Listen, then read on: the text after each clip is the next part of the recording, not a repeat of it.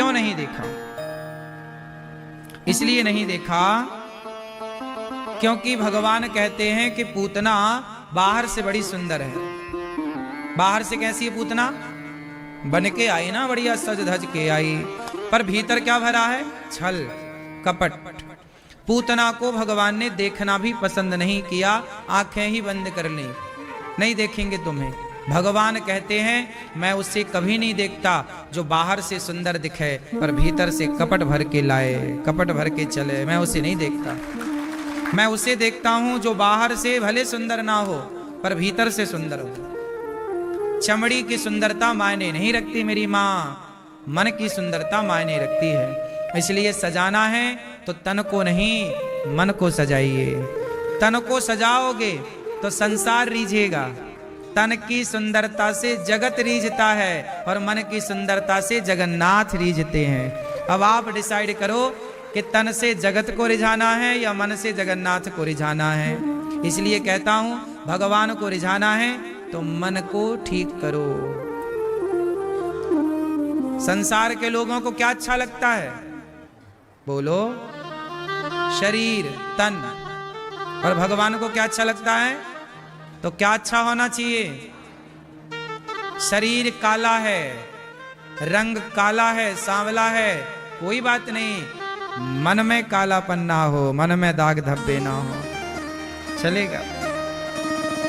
मन निर्मल निर्मल मन जन सोया है। आज लोगों का शरीर बढ़िया है और जिम विम जा जा के खूब बढ़िया बॉडी बॉडी बनाए हैं। हमारी माताएं बहनें भी आजकल सपाटे मार रही हैं, अब बढ़िया उठा रही हैं डंबल दैव दनादन। हाँ, तो आजकल तो हमारी माताएं बहनें भी, हमारे भाई लोग भी खूब बढ़िया शरीर बना रहे हैं। बनाओ, स्वस्थ रहना भी अच्छा, योग करना अच्छा, इस बात से हम एग्री करते हैं। योग करना बढ़िया है ना, योग करिए, सूर्य नमस्कार की 12 आसन करिए, प्राणायाम करिए, स्वस्थ रहना बहुत आवश्यक है। लेकिन जितना हम शरीर को संवारने में लगे हैं, अच्छा है, योग करना चाहिए कम से कम आधा 1 घंटा रोज, इसके लिए एग्री है। जितना हम शरीर को सजा रहे हैं ठीक है, क्या हम अपने मन को इतना ठीक कर पा रहे हैं? हमारा मन भाग रहा है, भटक रहा है। आपका मन कैसा है? आपके मन में लगाम है कि बेलगाम है? बोलो मैया, आपका मन कैसा है? कैसा है आपका मन? कैसा है हम बता रहे हैं, सुनो। आपका मन है किसी को भी देखा, जैसे कोई पुरुष है सुंदर, कोई स्त्री है सुंदर, उसी के पीछे चला जाता है। थोड़ी देर जाता है दूर, फिर लौट के आ जाता है, तब तक दूसरी निकल गई बगल से, उसके साथ चला गया, फिर तीसरी निकल गई, उसके साथ चला गया, ऐसे ही। तो आपका मन जो है इतना बेलगाम है, कहीं भी जा रहा है, किसी के साथ जाने को तैयार है। इसका मतलब हुआ कि आपके मन पे आपका कोई कंट्रोल, और जो ये तुम्हारी गति है ये किसी जानवरों से भी बदतर है। ये जो तुम्हारे मन की तुमने गति बना रखी है, दुर्दशा, ऐसी दुर्दशा जानवरों की भी नहीं है। हो तो बताओ।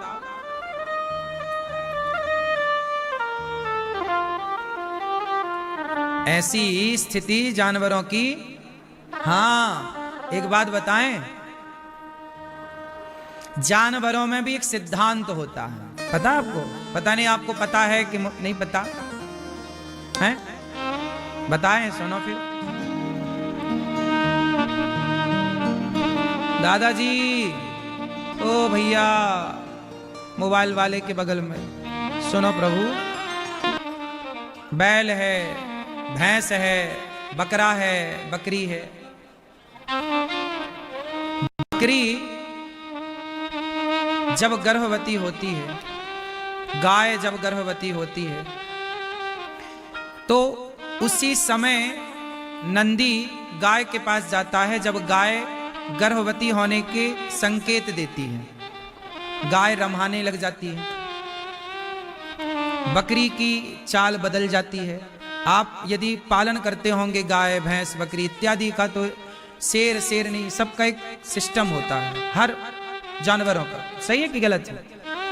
गाय जब वो गर्भवती होना चाहती है तो गाय रम्हाने लग जाती है, उसके व्यवहार में परिवर्तन दिखता है। जब गाय में वो प्रोसेस है तब नंदी उसके पास जाता है और तब नंदी के द्वारा गाय गर्भवती हो जाती है। और जैसे ही गाय गर्भवती हुई उसके बाद 1 साल तक या 8 महीने तक, 6-8 महीने तक फिर वो गाय दोबारा इस तरह की हरकत नहीं करती और नंदी भी फिर उस गाय को परेशान नहीं करता दोबारा। नंदी भी समझ जाता है कि ये गाय, अच्छा पता आपको जानवरों में सब समझ जाते हैं कि ये गर्भवती है या नहीं।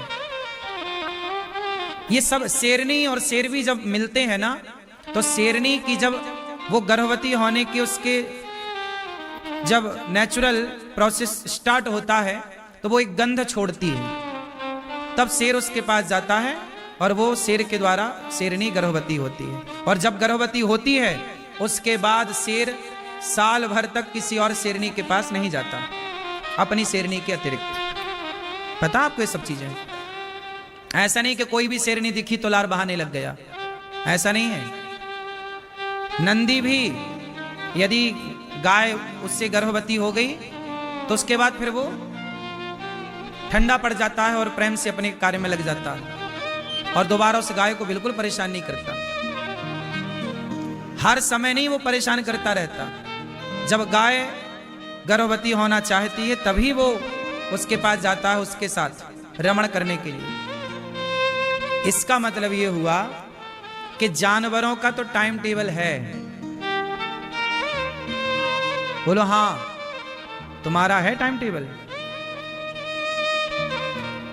इसका मतलब ये हुआ कि तुमसे बेहतर है जानवर। जितने भोगी विलासी तुम हो इतने भोगी विलासी जानवर भी नहीं, कुछ जानवरों को छोड़कर। उनमें भी एक धर्म है, एक मर्यादा है, एक सिस्टम है। बात सही है कि गलत है? जानते हो आप लोग इन बातों को? इसलिए आज का इंसान जानवरों से भी बदतर हो रहा है और ये आपकी गलती नहीं है, आपके मन ने आपको बदतर कर रखा है। क्योंकि जो आपका मन है इतना भूखा है, इतना भूखा है, उसका पेट ही नहीं भर रहा है। अच्छा सच बताओ, आपका मन सबसे ज्यादा किस चीज का भूखा है?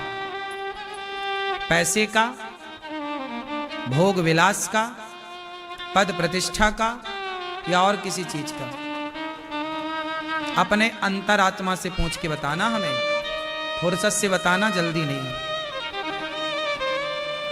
जब तुम अपने आप को जवाब दोगे तो जवाब यही होगा कि तुम्हारा मन सबसे ज्यादा यदि भूखा है तो पहले नंबर पे है भोग विलास का, जो भर ही नहीं रहा है।